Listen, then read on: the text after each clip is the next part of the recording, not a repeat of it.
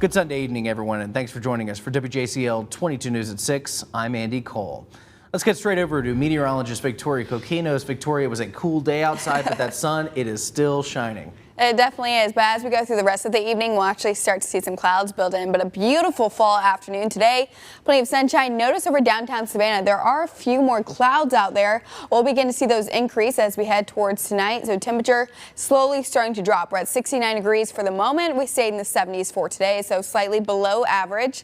But as we head over the next few hours, we'll see mostly cloudy skies begin to develop, and we do have a 20% chance for some rain. Very light isolated showers as we head towards your Monday morning. Shouldn't make for a soggy morning commute. Isolated showers through about 7 a.m., but it will be a chilly start to the day as well. We're dropping towards the 50s out the door tomorrow morning, and as we head through the afternoon, we're really not going to warm up too much. Monday, by the afternoon, we'll see mostly sunny skies, so the clouds will begin to decrease. That rain chance does go away. We'll be around 66, warming up towards 68 on Tuesday, but we are staying in the upper 60s through Wednesday, so definitely feeling a little more fall-like out there. Warming up towards the 70s on Thursday, and then we'll see our next chance for some rain. So more details on that coming up in a few minutes. Andy?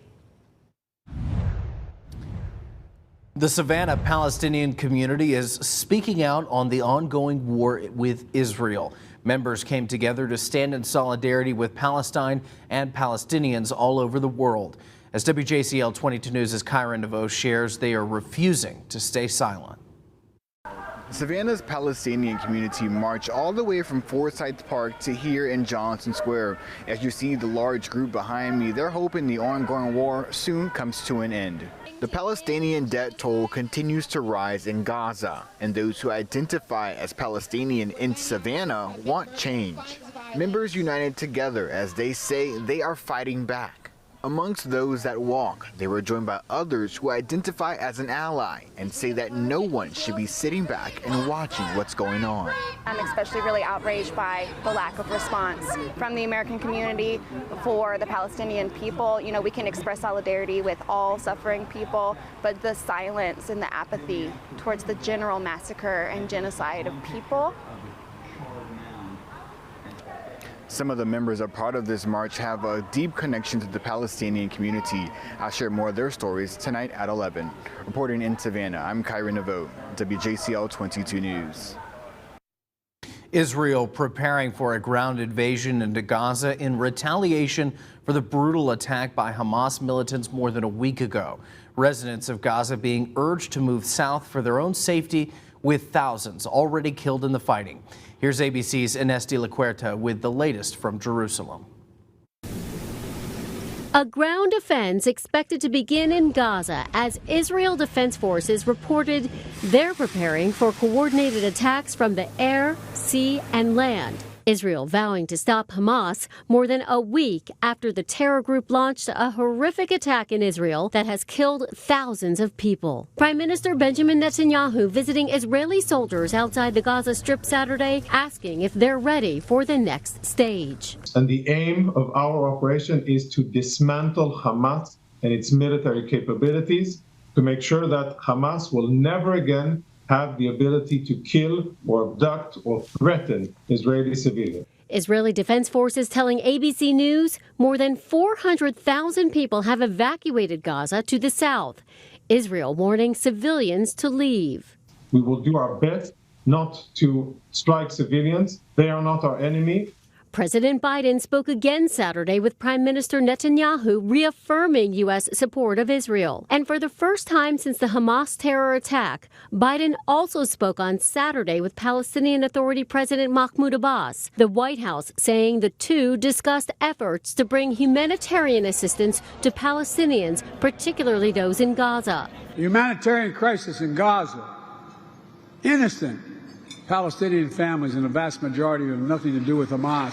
They're being used as human shields. A senior U.S. official tells ABC News the USS Eisenhower carrier strike group is now headed to the eastern Mediterranean, joining the USS Gerald Ford that arrived there earlier this week. Officials say both carrier strike groups are intended to act as a deterrent for Iran and Hezbollah not to get involved in the Israel-Hamas war. Allison Cossack, ABC News, New York. A group of U.S. senators will travel to Saudi Arabia to continue normalization talks with Israel, among them South Carolina Senator Lindsey Graham. Graham made the announcement today on Meet the Press. No word yet on when this trip will take place, but he says it will happen in the, quote, coming days. I will be going to Saudi Arabia and Israel in the coming days with a group of senators. The drive to peace and normalization between Saudi Arabia and Israel continues.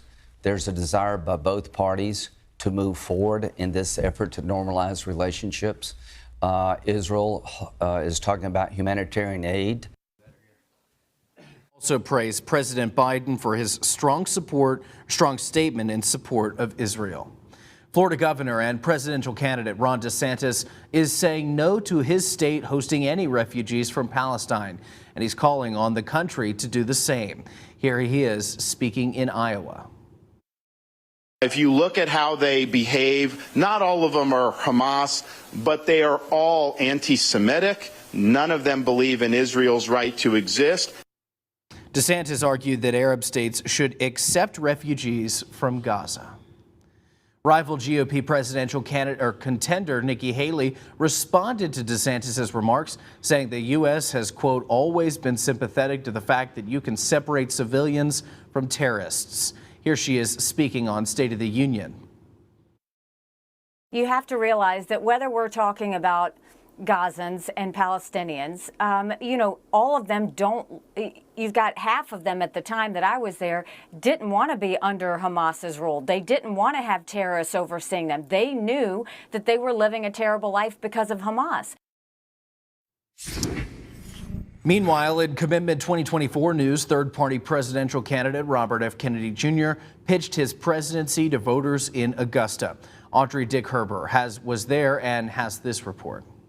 If nothing else, this is going to get the Democrats and the Republicans to think. Locals came out to show support. They say they are ready for something different.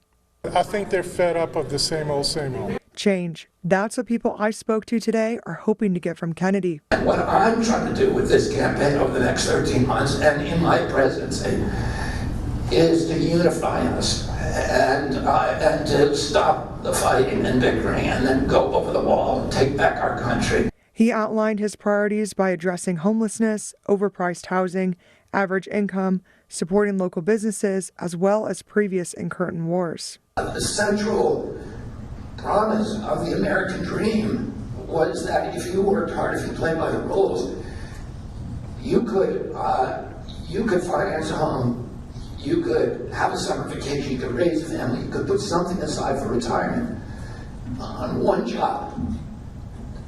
There's nobody my kids' age that believes that that promise applies to them. It doesn't. We betrayed this generation of kids. Some even came out to see if the latest independent outlier has what it takes to run against the country's two big parties. I want to make sure that when I vote, that I'm picking the best candidate to run this country. Hardeeville police arrested a man they say set fire to two homes and broke into a fireworks store. 42-year-old Joshua Poole was arrested and charged with arson 3rd degree, burglary 2nd degree, and possession of meth and burglary tools. Police say he set fire to this home near Papa Joe's Fireworks first on Friday, but fire crews were quickly able to put it out. On Saturday morning, they say he set fire to it again. This time it became fully engulfed. At that same time, police responded to a burglary at Crazy Joe's Fireworks. They say someone tried to set a fire there. That someone, police believe, is Poole. A canine officer found him after a quick search. If you know anything, call Hardeeville Police. New tonight, Fort Pulaski is celebrating 99 years since its establishment as a national park. Back in 1924, President Calvin Coolidge proclaimed Fort Pulaski a national monument.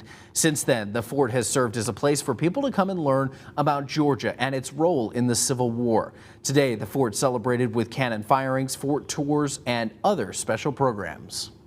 Park is so much more than just the fort. The National Monument also has over 5,000 acres of coastal marsh. We've got a lighthouse. We've got amazing views. The animals are super cool. I mean, we have a little bit of everything.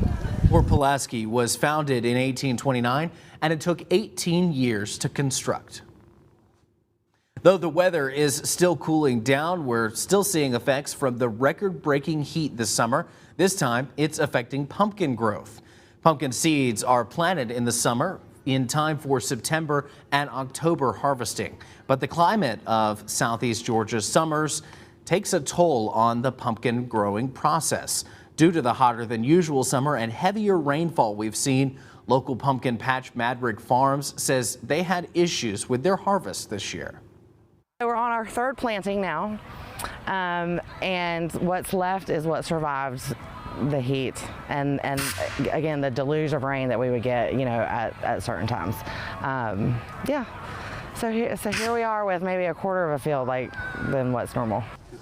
Even though the pumpkin patch numbers were less than expected, Madrig Farms has plenty of pumpkins available, one of which is the Orange Bulldog, genetically engineered by the University of Georgia.